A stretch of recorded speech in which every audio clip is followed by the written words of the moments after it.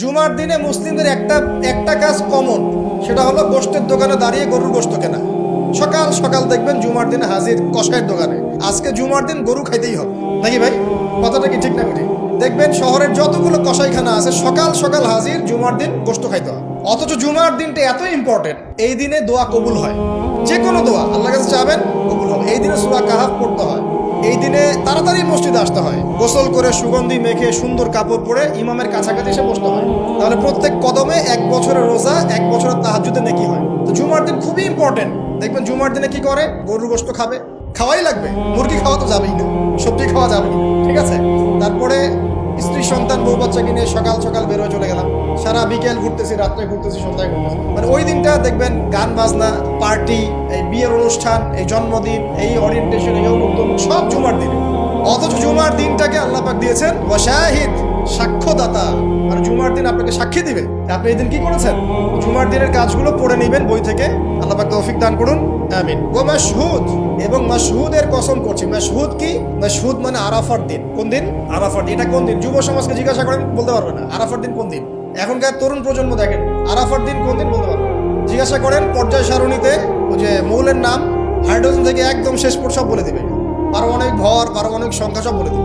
ফিজিক্সের প্রশ্নগুলো জিজ্ঞাসা করেন, সব বলে দিবে। যে হায়ার ম্যাথ আছে, হায়ার ম্যাথের প্রশ্ন বলে দিবে। বায়োলজির যে কঠিন কঠিন বৈজ্ঞানিক নামগুলো আছে না, ব্যাঙের বৈজ্ঞানিক নাম, অমুকের তমুকের মানুষ সব বলে দিবে। বলেন মাশহুদ কাকে বলে? ওয়াশাহিদি ওয়া মাশহুদ আয়াতটা শুনেছো কখনো? বলবে শুনি নাই। এই হলো অবস্থা, শিক্ষা সিস্টেমের এই হলো অবস্থা। কেউ কি বলেছে যে ডাক্তার হওয়া যাবে না, ইঞ্জিনিয়ার হওয়া যাবে না, বা জেনারেল লাইনে পড়া যাবে না? এমনটা কি কেউ বলেছে? কিন্তু কোরআন সুন্নাহর জ্ঞানকে বিসর্জন দিয়ে, ওই জ্ঞানটাকে বিসর্জন দিয়ে তোমাকে ডাক্তার হতে হবে?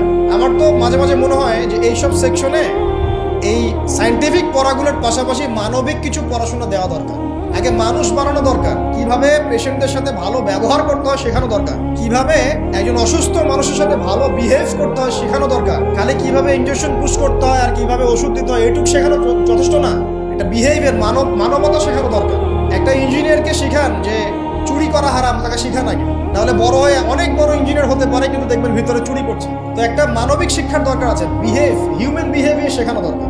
এই শিক্ষাগুলো কে দিবে? কোরআন দিবে, হাদিস দিবে, রাসূলের সুন্নাহ দিবে। তখন গিয়ে তো সে পরিপূর্ণ মানুষ হবে। আর যাদের মধ্যে এই দুইটা শিক্ষা একত্রিত হবে দেখবেন তারা সোনার মানুষ হবে। তো এই দুইটা শিক্ষা কি আমরা অর্জন করতে পারি না? কেউ কি বলেছে জেনারেল লাইনে পড়া বাদ দিয়ে দাও, বাদ দিয়ে একদম সবাই মৌলবী হয়ে যাও?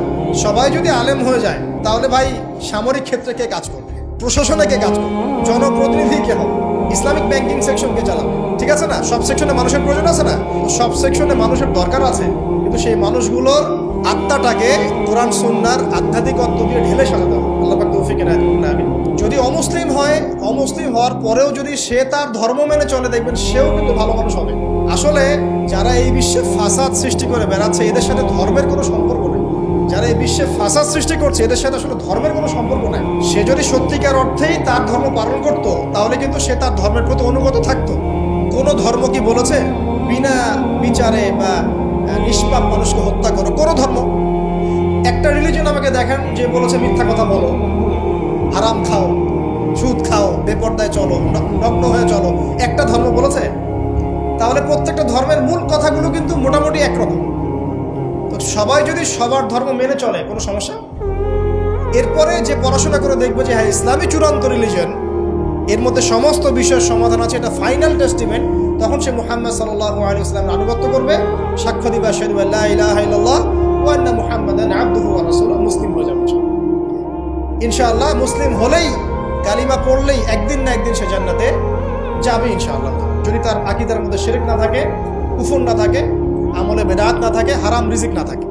আল্লাহ পাক আমাদেরকে পরিপূর্ণ মুসলিম হওয়ার তৌফিক এনায়েত করুন, আমিন।